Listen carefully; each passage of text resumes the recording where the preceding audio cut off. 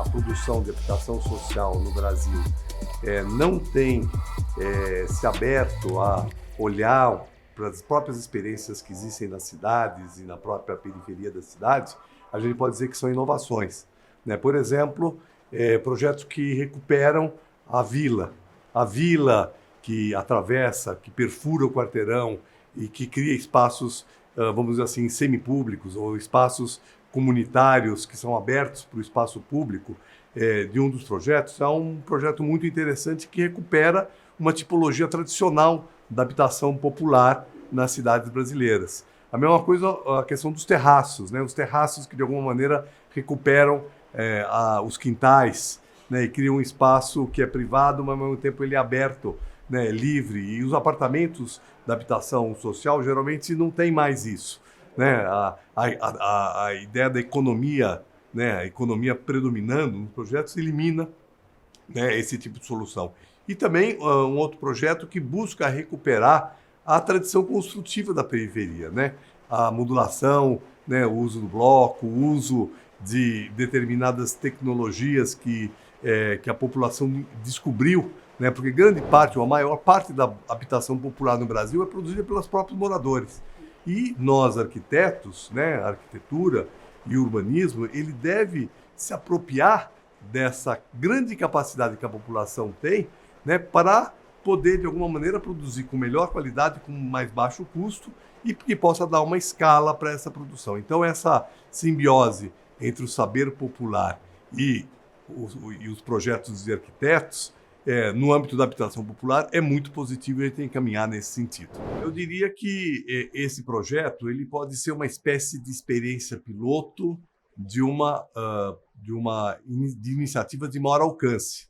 Porque, veja, não vai ser através de projetos assim, atomizados, isolados, de baixa quantidade, que nós vamos enfrentar o déficit habitacional.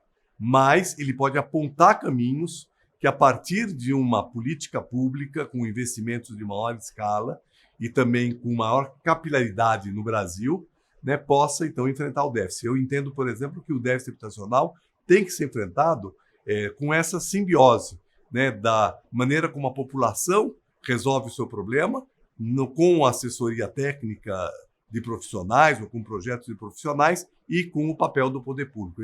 Esse tripé, né, e dentro dele, quando eu estou falando comunidade, estou falando também organizações da comunidade e organizações que apoiam a comunidade. Então, esse tripé, comunidade, técnicos e poder público, é fundamental para enfrentar o problema habitacional no Brasil, não só na produção de habitação nova, como são esses projetos aqui, mas, inclusive, na qualificação do ambiente existente. Porque o problema habitacional não é só de produção nova, é também o problema da qualificação, da urbanização, da melhoria do parque habitacional que foi construído nos últimos 50 anos, muito pela capacidade dos moradores, e que agora precisa ser qualificado com a ação do poder público, né, que saiba dialogar, que consiga dialogar com a comunidade. Ele tem que coordenar e ele tem que garantir recursos que possam ser bem aplicados.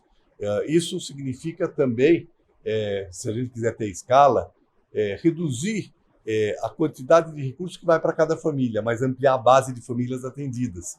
E isso pode ser feito exatamente com a contribuição de outros atores, os próprios moradores, a comunidade organizada, as universidades, as assessorias técnicas, né, que existem, os governos municipais, estaduais, vários níveis de governo e todas as organizações que estão apoiando. Então, eu acho que a descentralização, né, eu entendo que o problema habitacional tem que ser enfrentado, né, de uma maneira descentralizada, de modo que a gente possa, ao mesmo tempo, estar atuando em muitos lugares com diferentes modalidades de enfrentamento do problema.